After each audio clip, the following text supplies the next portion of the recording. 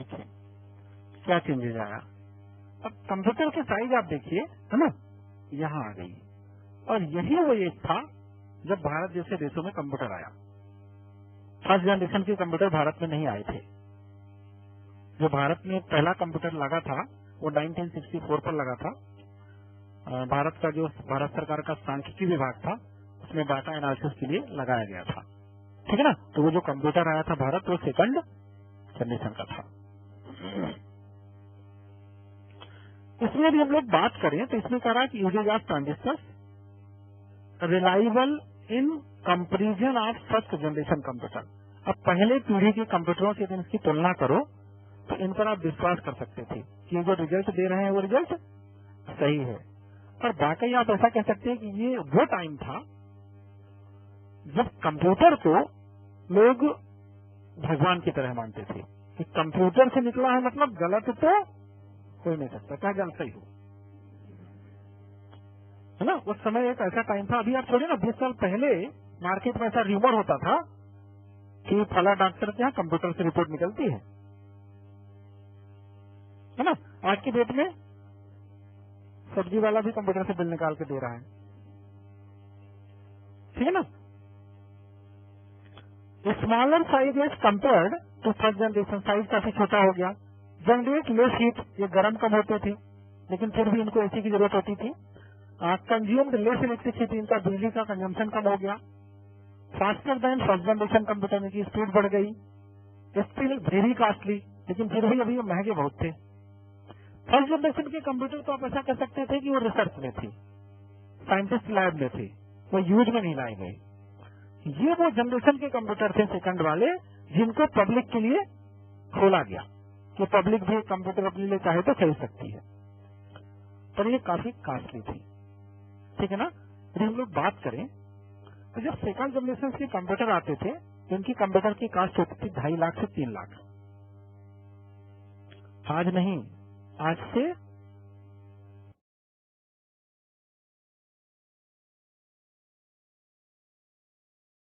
60 साल पहले। अब सोचो यदि किसी ने 8 से 60 साल पहले 2.5 लाख का कंप्यूटर खरीदा हो तो उसके 2.5 लाख यदि 60 साल तक रखे रहे हो कहीं किसी बैंक में तो 1.5 करोड़ हो गए होंगे गारंटी के साथ। यानी आज के रेट में भी कंपेयर करो तो ये कंप्यूटर 1.5 से 2 करोड़ में मिलते थे।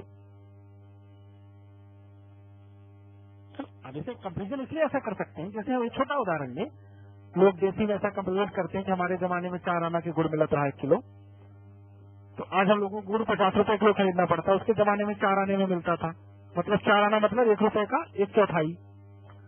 तो यानी आज के डेट में हम लोग उसको माने 1/4 कर दें तो 200 गुना, यानी आज उसकी वैल्यू कितनी है 200 गुना। तो क्या हम लोग 2.5 लाख का 200 गुना निकालें तो 2.5 करोड़ होगा। उस समय कंप्यूटर इतने कॉस्टली थे, सामान्य व्यक्ति के बस का नहीं था कंप्यूटर खरीदना, तो कंप्यूटर केवल गवर्नमेंट इंस्टीट्यूट पर लगते थे या जो बड़े साइंटिस्ट थे, है ना, जो रिसर्च पर काम कर रहे थे, उनको कंप्यूटर चाहिए था लैब के लिए, तो वो लोग खरीदते थे। अब इस सामान्य व्यक्ति की पहुंच से बाहर थे ये कंप्यूटर, बिना एसी के चलते नहीं थे और ये असेंबली लैंग्वेज पर काम करते थे। असेंबली लैंग्वेज का मतलब ये है, पहले के कंप्यूटर मशीन लैंग्वेज पर काम करते थे, असेंबली लैंग्वेज में काम करते थे। असेंबली का मतलब है कि कंप्यूटर चलाने वाले ने कोडिंग कर ली कि मैं RWA लिखूंगा, उसका मतलब होगा रीवा इंजीनियरिंग कॉलेज। तो हमने एक असेंबली कोड बना लिया कंप्यूटर में काम करने के लिए, और हमने वो कोड डाला तो वो मुझे उतना रिजल्ट प्रोसेस करके दे देगा जितना हमने उसको असेंबल किया हुआ है, ठीक है। ये खासियत थी इसकी। इसके ये कंप्यूटर से आप चाहे तो आगे IBM का नाम याद रख सकते हैं, 1620, वहां हम लोगों ने 36 पढ़ा था, ये 1620 है। आपको एग्जाम में लिखने के लिए एग्जाम्पल की एक आध जरूरत पड़ सकती है तो आप इसको IBM को याद रख सकते हैं। IBM एक कंपनी थी, अब नहीं है, लेकिन IBM एक कंपनी थी, अब नहीं है। दुनिया परिवर्तनशील है, बदलती रहती है। अमीर गरीब हो जाता है और गरीब अमीर हो जाता है। ऐसा आप यदि सैद्धांतिक रूप से कैलकुलेट करेंगे तो ऐसा नेचर में मिलता है कि 3 पीढ़ी 4 पीढ़ी के बाद जो अमीर रहते हैं वो गरीब हो जाते हैं, और जो गरीब रहते हैं वो अमीर हो जाता है। जैसे मान लीजिए ज्यादा नहीं, आप 70-80 साल पहले की बात करें तो रीवा के सबसे बड़े आदमी महाराजा मार्तल सिंह थे, इनसे धनी कोई व्यक्ति नहीं था। आज की डेट में पता नहीं कितने सारे लोग हैं जिनके पास पुष्पराज सिंह से ज्यादा प्रॉपर्टी है, और हो सकता है अगले 80 साल बाद पुष्पराज सिंह का जो नाती हो वो गरीबी रेखा में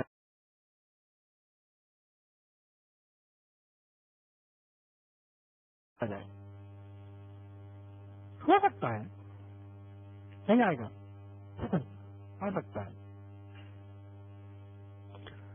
तो आईबीएम फिलहाल मार्केट से गायब हो गई है, जबकि उन दिनों आईबीएम एक बड़ी कंपनी थी जो कंप्यूटर्स बना रही थी।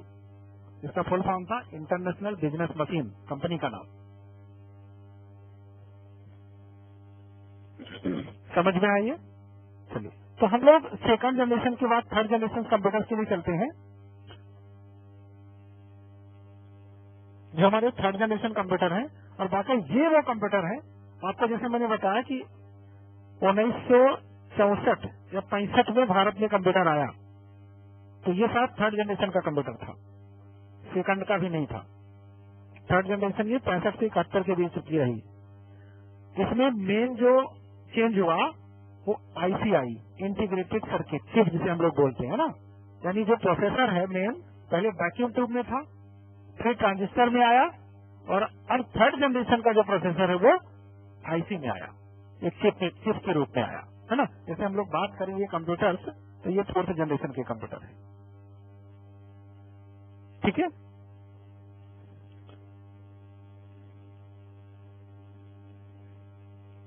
हम लोग इसकी बात करें तो ये देखिए कंप्यूटर का जो साइज है और छोटा हो गया। कुछ इस तरह की मशीन होती थी, कीबोर्ड वगैरह सब ऐसे जुड़ा रहता था, मॉनिटर इसी के ऊपर ऐसे रखा रहता था, अलग अलग नहीं रहता था कुछ। ये थर्ड जनरेशन के कंप्यूटर है। इनकी सबसे खासियत थी कि आईसी बेस्ड थे, ये ज्यादा रिलायबल हो गए, इनके रिजल्ट पर आप विश्वास कर सकते थे, बहुत छोटी साइज में आ गए, हीट बहुत कम जनरेट करते थे, चलने में बहुत तेज हो गए, इनका मेंटेनेंस बिल्कुल कम हो गया, कॉस्टली तब भी थे। ये थर्ड जनरेशन के कंप्यूटर लगभग 1,20,000 1,50,000 के आते थे। आज से कंपेयर करोगे तो सस्ता है, लेकिन उस समय का 1,50,000 आज का 1.5 करोड़ है, ठीक है ना।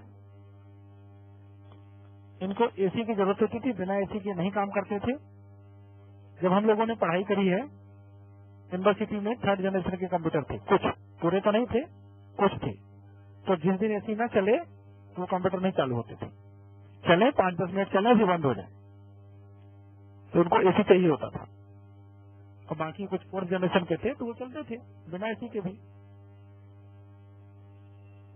Consume lesser electricity, support high level language.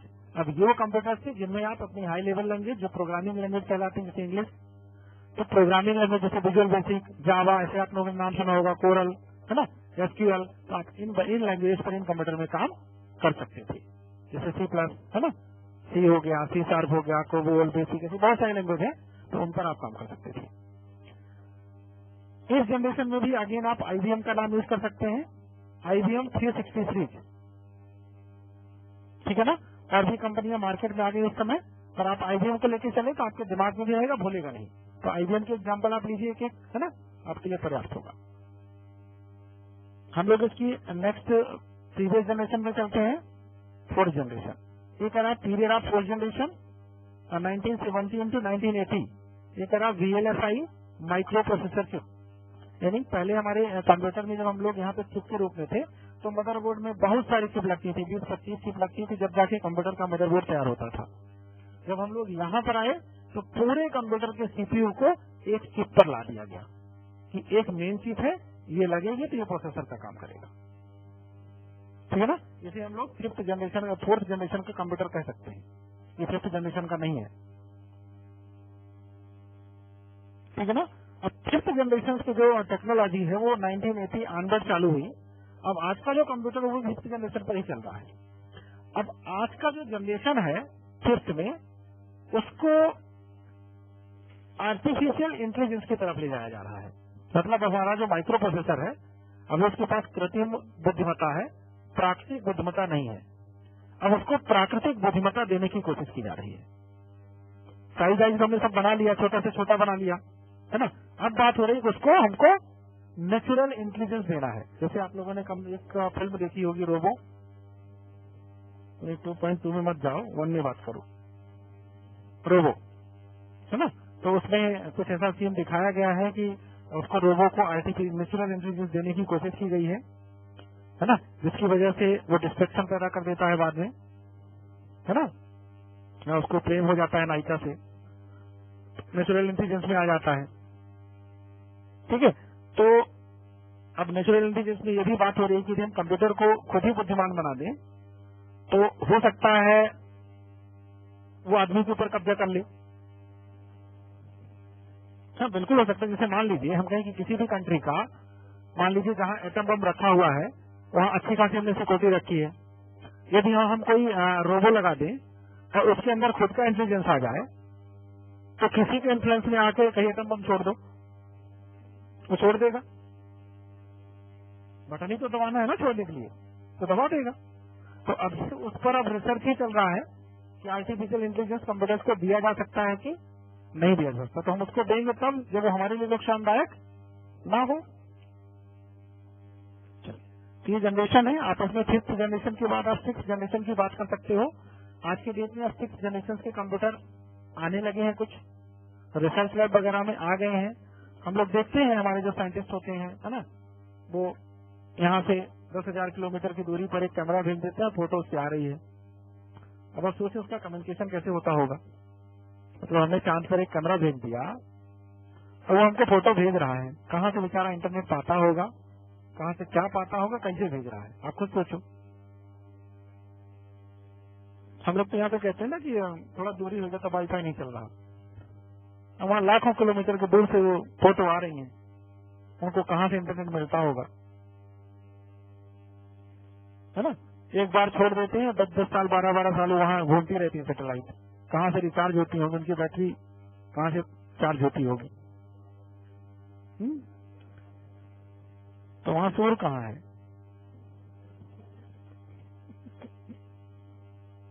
चलो जो भी है टेक्नोलॉजी है, तभी तो हो रहा है। अब हम लोग अभी उस लेवल पे नहीं है कि उसको समझ सके।